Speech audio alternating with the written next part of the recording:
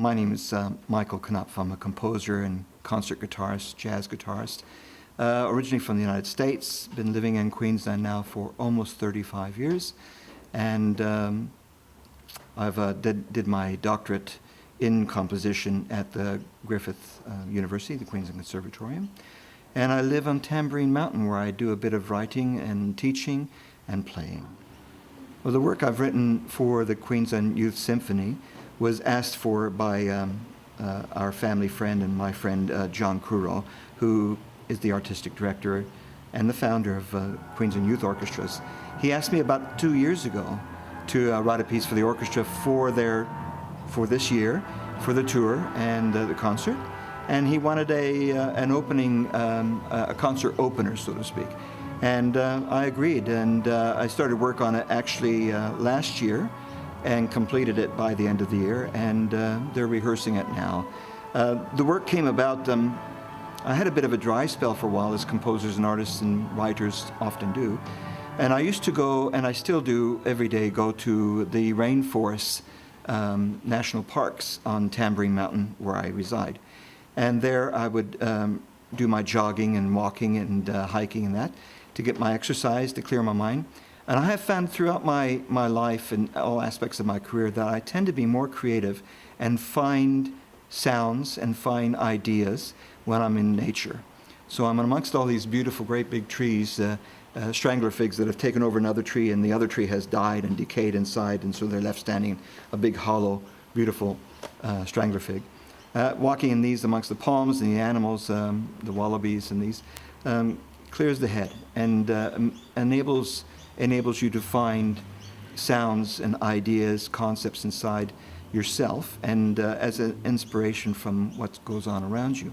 Particularly one day I was troubled on how I'm going to start this piece, and as I was doing my jogging through the Tchambreen Mountain rainforest, I heard a melody that was very raga-like, and I do some improvisations on guitar that I like. And I heard this particular sound in my head, and I thought, well, that's the way to start the piece and get the juices flowing, so to speak. And so I went home, and over the next week I started the piece and was quite happy with it, and it continued from there. And now we have a 10-minute concert opener. Tchambreen is a really gorgeous piece, really interesting colours happening, then it really builds towards the end as well, which is fantastic. I'm often inspired by landscape, by nature, by scientific ideas and concept, by music itself, sometimes poetry, which led to a lot of choral works. In this case, Tchambreen, which is the Yungambe people's name for Tchambreen Mountain, it's sometimes reputed to mean our place, or the place we live. It's also a name of a finger lime tree, which is indigenous to the mountain. I use the name because, first of all, the music was kind of born there because of my exercise in the park and amongst the beautiful scenery, and the sort of idea that each place has its own resonance, maybe spirit, if you want to use that word. And I chose to use that out of respect for the name of the place, and I thought it had a beautiful aesthetic to it, the word Tchambreen. And I guess you pay respect to the original owners in some way by doing that. And you also show that humanity is not one sort of cultural background. It's many, many, many different backgrounds. And that's where our richness of living comes from, our diversity of society, our diversity of the arts, and all these things. So in that way, I was, I guess, attuned a bit to the idea of the place having a certain resonance and a certain meaning.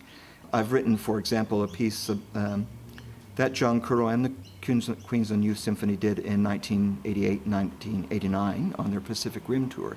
That was called The Reef, very simply. It was a symphonic suite that was composed with the idea of what one experiences aesthetically or inside, emotionally, kind of an evocation of a journey to the reef from what you see. It has 4 parts to it. And it was inspired very much by these ideas of the beauty of nature and how it resonates in different people. It just received its another performance in my hometown in the Midwest of the United States, where I went back for that concert. and they played it there and drew attention to the plight of our Great Barrier Reef at the moment. Again, Tchambreen, like the Reef, like other compositions, tends to draw on an aesthetic of orchestral color, harmonic color, different textures, and looking to find something that hasn't existed before in that shape or form. Kind of like the Aboriginal idea in their music making, that it's almost like Plato in a way. They draw something from the other realm and bring it into this realm and give it a reality here where it already exists somewhere else. So I guess that makes a bit of a play in my thinking when I'm composing. I met Michael in Cairns a long time ago when he said, "Oh, I'll write you a piece." And he was close to the Barrier Reef then, and the piece he wrote was called The Reef. And it's just had a revival in America. Just, I think this year, he had a little orchestra in America somewhere that programmed the piece for him. So it's interesting that full circle, the Reef and now Tchambreen.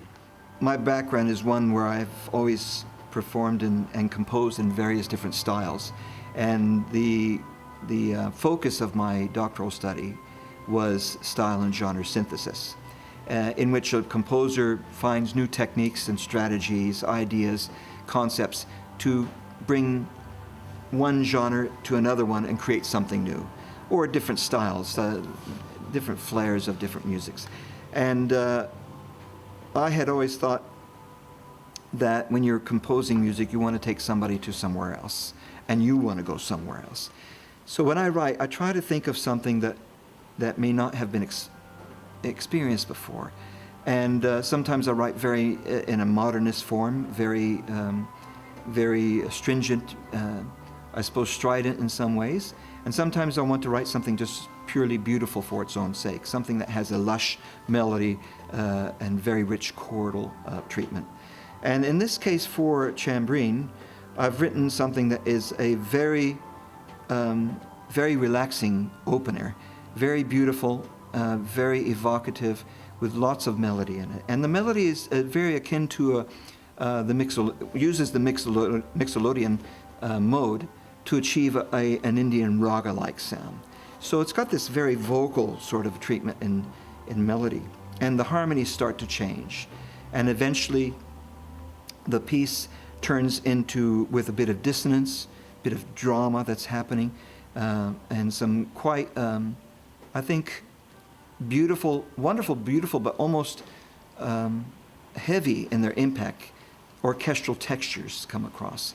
And you're wondering where this came from with such an opening. And the music develops that way, and in the end we have a finale, which is a bit of a boom and bang at the end to let everybody know when the piece has stopped, and then it's their duty to applaud.